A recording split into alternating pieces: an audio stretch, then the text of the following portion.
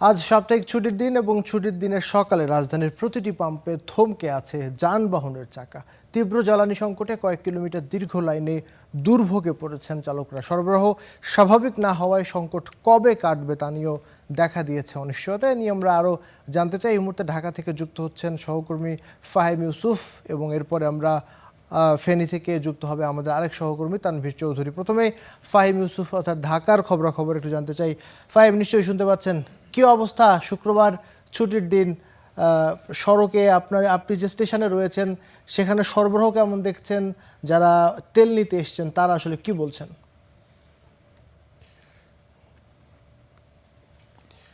থেকে রাজধানীতে প্রতিটি ফিলিং স্টেশনের সামনেই কিন্তু অতিরিক্ত ভিড় আমরা লক্ষ্য করতে পেরেছি। যেহেতু আজকে সাপ্তাহিক ছুটির দিন, সেহেতু কর্মব্যস্ত মানুষ কিন্তু এই একটি দিন সময় পান তাদের যে প্রয়োজনীয় জ্বালানি সেটি সংগ্রহ করতে। সে অনুযায়ী কিন্তু সকাল থেকে আমরা যতগুলো পাম্প ঘুরেছি রাজধানীতে, বেশিরভাগ পাম্পে আমরা দেখতে পেয়েছি যে আসলে যানবাহনের যে দীর্ঘ সারি সেটি কিন্তু আসলে 2.5 থেকে 3 কিলোমিটার কোনো কোনো ক্ষেত্রে আর কি বেড়েছে। এবং বেলা বাড়ার সঙ্গে সঙ্গেই অনেক নতুন গাড়ি কিন্তু এখানে আসছে। গত মধ্যরাত থেকেই কিন্তু বেশিরভাগ গাড়ি এখানে অপেক্ষা করছে জ্বালানির জন্য। আমরা এখন আসাদ গেটের যে পাম্পটিতে রয়েছি, এখানে কিছুক্ষণ আগেই একটি ডিপো থেকে তেল আসে। তেলবাহী ট্যাঙ্কার আসার পর থেকে তারা এখন কেবল শুরু করেছে আজকের দিনের যে জ্বালানি দেয়া সেটি। তবে এতক্ষণ পর্যন্ত বন্ধ থাকায় এই যে যারা গ্রাহক রয়েছেন তাদের মাঝে এক ধরনের ক্ষোভ এবং ভোগান্তির যে বাড়তি ভোগান্তি সেটি কিন্তু তারা আসলে প্রকাশ করছিলেন।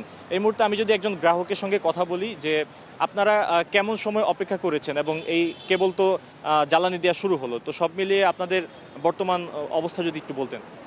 আসলে আমি ব্যক্তিগতভাবে কালকে সন্ধ্যা 7টা থেকে লাইনে দাঁড়াইছি।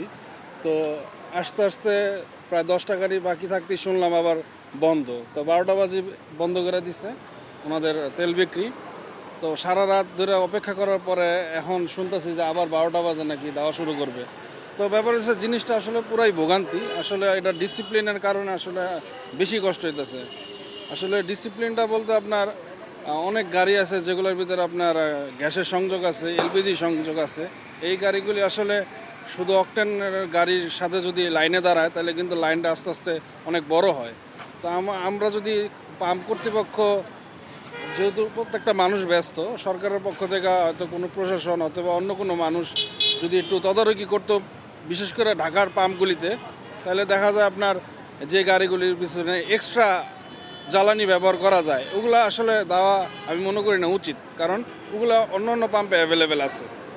আর যদি একান্ত কারো দরকারই পড়ে তাহলে কিন্তু 1000 টাকা দিলেই আসলে এই সংকটটা পড়ে না। আসলে আমরা নিজেদের সংকটটা আর নিজেরাই তৈরি করে ফেলাইছি। আসলে অতটা সংকট না তেল, কিন্তু আমরা আসলে নিজেদের ডিসিপ্লিনের কারণে আজকে আমাদের এই অবস্থা, আসলে এই ভোগান্তি জানি না।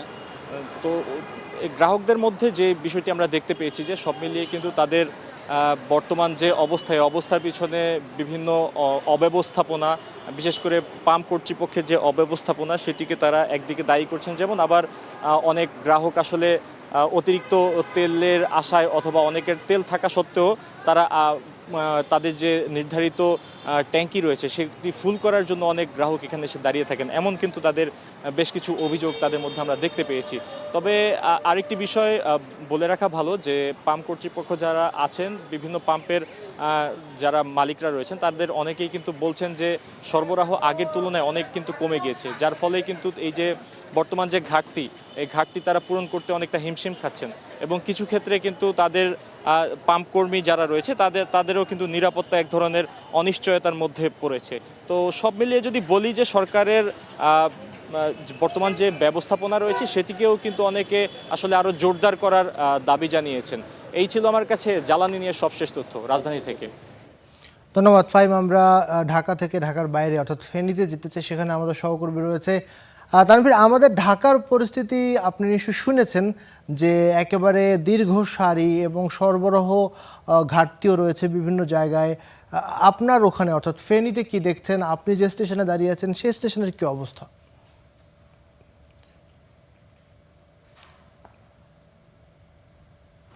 আসলে আবির, ফেনীতে ফিলিং স্টেশন রয়েছে 28টি।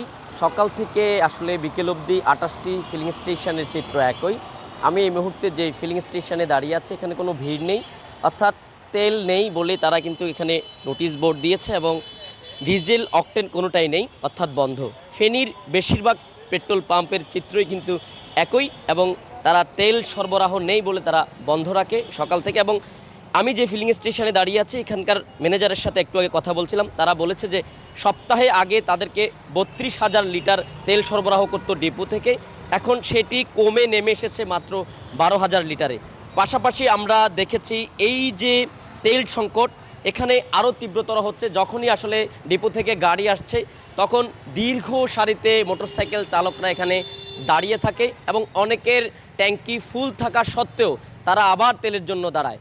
তো ডিপো থেকে এখানে যে তেল আসে তারপরে আমরা দেখি আসলে বিকেল থেকে রাত 12টা অবধি বেশিরভাগ ভিড় হয় প্রত্যেকটি পেট্রোল পাম্পে। আজকে ছুটির দিন, কোনো পাম্পেই আমরা দু একটি পাম্প ঘুরে দেখেছি সেখানে অকটেন বা ডিজেল কোনো তেলই নেই এবং তারা এই তেল নেই বলে তারা কিন্তু নোটিশ বোর্ড করে তারা আসলে তেল সরবরাহ বন্ধ রেখেছে। তো আমরা মালিক সমিতির সাথে কথা বলেছিলাম, পেট্রোল পাম্প মালিক সমিতির সাথে, তারা আমাদেরকে জানিয়েছে আসলে এখানে তাদের করণীয় কিছু নেই।